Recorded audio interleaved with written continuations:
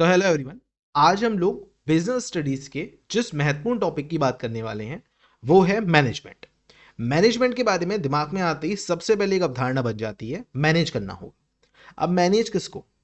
अपने व्यवसाय को आप आगे ले जाने के लिए, उसके लिए आपके पास मौजूद संसाधन और अपने कर्मचारियों और जो भी आपके पास रिसोर्स है उनको अगर आप सही तरह से मैनेज करते हैं तो आप अपने बिजनेस को आगे ले जा सकते हैं।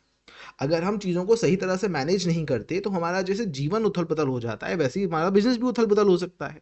तो एक सही पार्ट ये होता है कि आप चीज़ों को सही तरह से मैनेज करें, और उस मैनेज करने की प्रक्रिया को ही मैनेजमेंट बोलते हैं।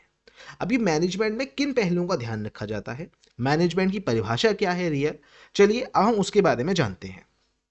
तो आप सभी लोगों का सेशन में सबसे पहले वेलकम है। ज़्यादा से ज़्यादा सेशन को शेयर कर दीजिएगा अपने दोस्तों के साथ भी। तो चलिए सेशन की शुरुआत करते हैं। सबसे पहले हम लोग मैनेजमेंट की डेफिनेशंस को पहले देखते हैं कि जो बड़े बड़े ऑथर्स हैं वो मैनेजमेंट के बारे में क्या बोलते हैं, विशेषज्ञों की क्या राय है। सबसे पहले जॉर्ज आर टेरी जी की परिभाषा को हम समझते हैं। प्रबंधन यानी कि मैनेजमेंट एक प्रक्रिया है जिसमें योजना बनाना, आयोजन करना, उसका क्रियान्वयन और नियंत्रण करना शामिल होता है। यानी कि आप चीज़ों के बारे में पहले सोचते हैं, उसको व्यवस्थित करते हैं और उसको एग्जीक्यूट करके उसका संचालन करते हैं, जिससे कि आपका जो उद्देश्य है वो पूर्ण किया जा सके।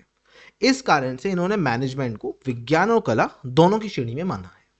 तो ये परिभाषा अगर आप एग्जाम में लिख के आते हैं तो आपको परिभाषा में उसके एक्स्ट्रा मार्क्स भी मिलते हैं। तो चलिए, ये तो रही डेफिनेशन की बात जॉर्ज आर टेरी साहब के अनुसार। इसके अलावा हैरोल्ड कंची ने भी एक परिभाषा यहाँ पे दी है। प्रबंधन दूसरों के माध्यम से औपचारिक रूप से संगठन समूहों के साथ काम कराने की एक कला है। इसका सीधा सा मतलब है जैसे आप अदर्स को या और स्वयं को भी अपने गोल की अचीव करने के लिए जो आप चीज़ें करते हैं, वही एक तरह से क्या है, वही आर्ट आप लोगों की मैनेजमेंट कहलाती है। परिभाषाएं एग्जाम के लिए बहुत ज़रूरी है, ध्यान रखिएगा। चलिए अब एक कोर परिभाषा की हम बात करते हैं। तो अगर हम कोर परिभाषा की बात करें तो मैनेजमेंट एक आर्ट है जिसमें आप लोगों का संचालन, वर्क फ्लो, कर्मचारी कैसे काम करें, ये सभी शामिल है, एवं उनको एक ऐसा माहौल देना प्रबंधन के जरिए जो उनके लिए कुशलतापूर्वक हो और ज़्यादा से ज़्यादा प्रोडक्शन को वो बढ़ावा दे सके।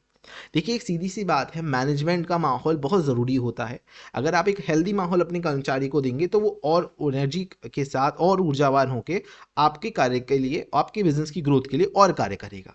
इसलिए एक अच्छा माहौल देना और जितने रिसोर्सेज हैं उनके सभी रिसोर्सेज का उपयोग करना बहुत ज़रूरी है। इकोनॉमिक्स में एक परिभाषा बहुत अच्छी बोली जाती है कि अगर आपके पास जितने भी संसाधन हैं, अगर आप उनका समुचित सही यूज़ कर लेते हैं, एक पर्सन को उसकी कार्य क्षमता के अनुसार कार्य दे पाते हैं, तो आप एक अच्छा मैनेजमेंट कर पाते हैं। जिस प्रकार एक मछली पेड़ पे नहीं चढ़ सकती है ना, और बंदर पानी में नहीं तैर सकता, तो इसी प्रकार से मैनेजमेंट में आपको अपने एम्प्लॉय को भी ये समझना होता है कि वो कौन सा कार्य कर सकता है और कौन सा नहीं। ठीक है, उसी हिसाब से उसके कार्य देना होता है जो कि एक हेल्दी एटमॉस्फेयर क्रिएट करता है। चलिए अब हम देखते हैं मैनेजमेंट में कौन कौन से आप लोगों के करेक्टरिस्टिक आते हैं। लेकिन सबसे पहले डेफिनेशन का पार्ट यहाँ पे हम लोगों का बिल्कुल क्लियर है। तो चलिए इंपॉर्टेंस ऑफ मैनेजमेंट की बात करते हैं, या यहाँ पे नेचर ऑफ मैनेजमेंट की बात कर लेते हैं कि मैनेजमेंट में किन किन बातों का ध्यान रखा होता है। मैनेजमेंट एक यूनिवर्सल प्रोसेस है, मतलब ये एक सार्वभौमिक प्रक्रिया है, ये हर किसी के साथ होती है। जैसे अगर आप चीज़ों, ये जिंदगी भर चलती है, इवन देन आप ये भी समझिए ये जिंदगी भर चलने वाली प्रोसेस है, निरंतर चलने वाली। सर कैसे?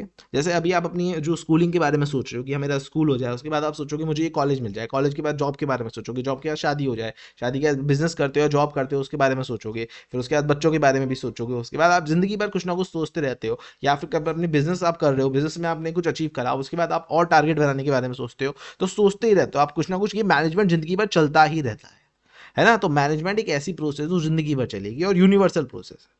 बिना प्लानिंग के, बिना उसके एग्जीक्यूशन के, बिना ऑर्गेनाइजेशन के कोई भी मैनेजमेंट रन ही नहीं कर सकता, है ना। तो मैनेजमेंट कैसी प्रोसेस है? यूनिवर्सल प्रोसेस है। एग्जाम में आपके क्वेश्चन आता है कि मैनेजमेंट क्या है, तो आप डेफिनेशन वहां पे लिखिए। आपसे क्वेश्चन पूछा जाता है नेचर ऑफ मैनेजमेंट लिखिए या कैरेक्टरिस्टिक्स ऑफ मैनेजमेंट लिखिए, तो ये सभी पॉइंट जो हम डिस्कस कर रहे हैं आप वहां पे इसको मेंशन कर सकते हैं।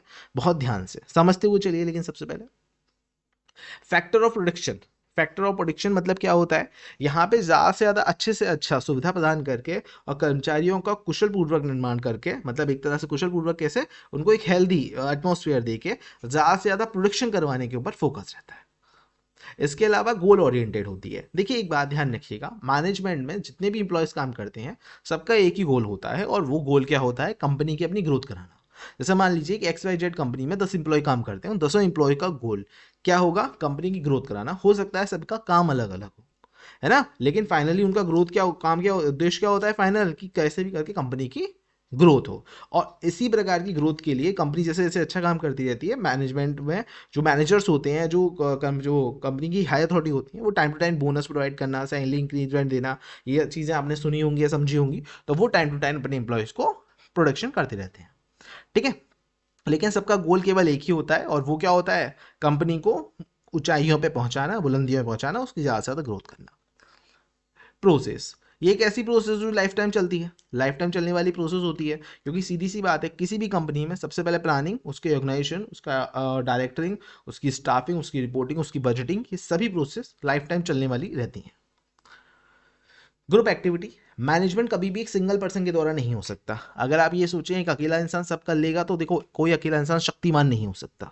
हर इंसान को कहीं ना कहीं किसी ना किसी के साथ की जरूरत होती है, और साथ में काम करने से वह काम और तेजी से हो जाता है ना। आप लोग इस बात को समझते हो, अगर मैं एक काम को 1 घंटे में करता हूँ, तो अगर मैं इसी को और अपनी जैसा एक और एफिशिएंसी वाला इंसान शामिल कर लूँ, तो वही काम आधे घंटे में होगा, उससे समय भी बचेगा और मेरा ज़्यादा से ज़्यादा काम भी हो पाएगा। तो हमेशा ध्यान रखिएगा, मैनेजमेंट कभी भी सिंगल पर्सन की एक्टिविटी नहीं है, ये हमेशा एक ग्रुप एक्टिविटी होती है। इसके अलावा प्राधिकरण की प्रणाली है। देखिए एक बात समझिए, जैसे हर किसी को आपने देखा होगा, जैसे स्कूल की हम बात करते हैं, स्कूल में सबसे पहले होती हैं टीचर, टीचर के ऊपर होती हैं वाइस प्रिंसिपल, और वाइस प्रिंसिपल के ऊपर होती हैं प्रिंसिपल। ये हायर अथॉरिटी हो गई एक तरह से, बात सही है। तो यहाँ पे इसी तरह से मैनेजमेंट भी कहीं ना कहीं बटा हुआ होता है, top authority, middle level authority और लोअर लेवल अथॉरिटी के साथ में, जिससे उन्हीं के हिसाब से उनके काम और डिसीजन मेकिंग उनमें शामिल होती है। लेकिन कहीं ना कहीं एक एम्प्लॉय को भी अपनी अथॉरिटी माना जाता है, मतलब एक एम्प्लॉय खुद की अथॉरिटी होता है, वो उसके हिसाब से क्या कर सकता है, उस कार्य को कितना बेहतर कर सकता है, ये बात वो अपनी रखता है, जिसको हम लोग हेल्थ डिस्कशन के जरिए सभी आपस में इसके बारे में डिसीजन ले सकते हैं कि हाँ क्या बेहतर है और क्या नहीं, और उसी हिसाब से अपनी रिपोर्ट बना के उस पर कार्य कर सकते हैं। इसके अलावा विचारों कार्यों में सर्वोच्च एक्शन लेना, मतलब सबसे पहली बात, जैसे मैनेजमेंट में अगर आप देखते हो, तो आप अपने गोल पे पहले फोकस करते हो, सही बात है। अब उसके बाद आप ये सोचते हो ये गोल आप हासिल कैसे कर सकते हो। अब इस गोल को हासिल करने में क्या क्या हिडल आएंगे, क्या क्या कमियां होंगी, उनका एग्जीक्यूशन होगा तो होगा कैसे। इसलिए आपने देखा होगा एक मैनेजमेंट मोस्टली अपने एम्प्लॉयज़ के साथ मीटिंग करता है, उनको अपने प्लान समझाता है, उनकी बातें समझता है, और उन कमियों को हम कैसे दूर कर सकते हैं, मछली से निचले, वो निचले से मतलब लेवल तक और टॉप लेवल तक भी हम क्या क्या किसकी मदद कर सकते हैं, ये सभी चीज़ें, अपने विचारों का आदान प्रदान, ये भी इसमें शामिल होता है। एक फंक्शन मैनेजमेंट की अगर आप बात करते हैं, तो ये डिपेंड करता है आपकी 7 बातों पे। इसको आप याद करने के लिए इस वर्ड को याद रख सकते हैं, PODSCRL, है ना। अगर आप इसको याद रख लेते हैं, वैसे तो नाम सभी आप लोगों के हिंदी इंग्लिश दोनों में है, लेकिन आप अगर याद रखें तो आपको कोई दिक्कत नहीं होगी। इसमें सबसे पहले आता है प्लानिंग, क्योंकि किसी भी चीज़ की आप जब तक प्लानिंग नहीं करेंगे, तब तक आप ये तय ही नहीं कर पाएंगे आपको करना क्या है। प्लानिंग के बाद अब ये आता है कि उसके लिए क्या क्या साधन की ज़रूरत होगी, यानी कि आप उसके लिए क्या क्या चाहिए होगा। जैसे मान लीजिए मैंने एक कंपनी खड़ी करने के बारे में सोचा, मैंने सोचा कि मैं एक काम ये करता हूँ, मैं जो बोट कंपनी है, बड़ी घड़ियों के लिए फेमस है, तो मैं उसकी टक्कर में कंपनी खड़ी करूँगा। तो मैंने उसके बारे में प्लान करना शुरू करा कि हाँ ठीक है, चलो प्लानिंग लगेगी, ठीक है। मैंने उसके बारे में प्लान करा, अब उसके बारे में ये सोचूंगा उसका बजट कितना लगेगा, साधन कहाँ से आएंगे, घड़ियाँ कहाँ से बनवाऊंगा, कैसे करूँगा। तो अब ये ऑर्गेनाइजेशन हुआ। अब उसके बाद में मैं अब सब इन चीज़ों को एग्जीक्यूट करना शुरू करूँगा। उतना पैसा अरेंज करना मैंने शुरू करा, या उतनी जगह मैंने लेनी शुरू करी, फैक्ट्री डालने के बारे में मैंने सोचा, कहाँ से मैं इसके लिए रॉ मटेरियल लाऊंगा ये मैंने सोचा, तो ये मैंने एग्जीक्यूशन करा। अब यहाँ पे बात आई डायरेक्टिंग की। इसके बाद में मैंने उसके लिए कुछ स्टाफ रखा, क्योंकि देखो अकेला काम तो मैं सब कर नहीं सकता, तो यहाँ पे बात क्या आई, स्टाफिंग की। इसके बाद में मैंने उन पे ध्यान रखा। अब सीधी सी बात है, आप एक स्टाफ को अगर छोड़ देंगे, वो बस बैठा ही रहेगा जब तक उसको आप कोई काम नहीं देंगे या उसको काम नहीं समझाएंगे, है ना। तो वहाँ पे बात आ जाती है कंट्रोलिंग की। इसके बाद में हर स्टाफ अपनी एक रिपोर्ट बना के देता है ना, जिससे उसके हिसाब से उसकी काम की रिपोर्ट होती है, उससे बात करी जा सकती है भाई क्या हो रहा है क्या नहीं, और किस में कितना खर्चा हुआ। ये लास्ट में मेरा बजटिंग तय करता है, जिससे मैं अपना फाइनल स्थिति थोड़ा बना सकूं, बेहतर बना सकूं। तो आप लोग ध्यान रखिए, योजना, आयोजन, संचालन, स्टाफ, नियंत्रण, रिपोर्टिंग और बजटिंग, ये किसी भी फंक्शन ऑफ मैनेजमेंट के महत्वपूर्ण हिस्से होते हैं। तो आज हम लोगों ने मैनेजमेंट के बारे में जाना, उसके नेचर के बारे में जाना और उसके फंक्शन के बारे में जाना। लेकिन अब हम इन फंक्शंस के बारे में वन बाय वन करके डिटेल में जानेंगे। प्लानिंग कैसे करनी है, ऑर्गेनाइजेशन कैसे बनाना है, स्टाफिंग कैसे करनी है, उनकी कंट्रोलिंग कैसे करनी होती है, बजटिंग या रिपोर्टिंग क्या है, इन सभी के बारे में हम वन बाय वन करके अपनी नेक्स्ट क्लासेस में जानेंगे।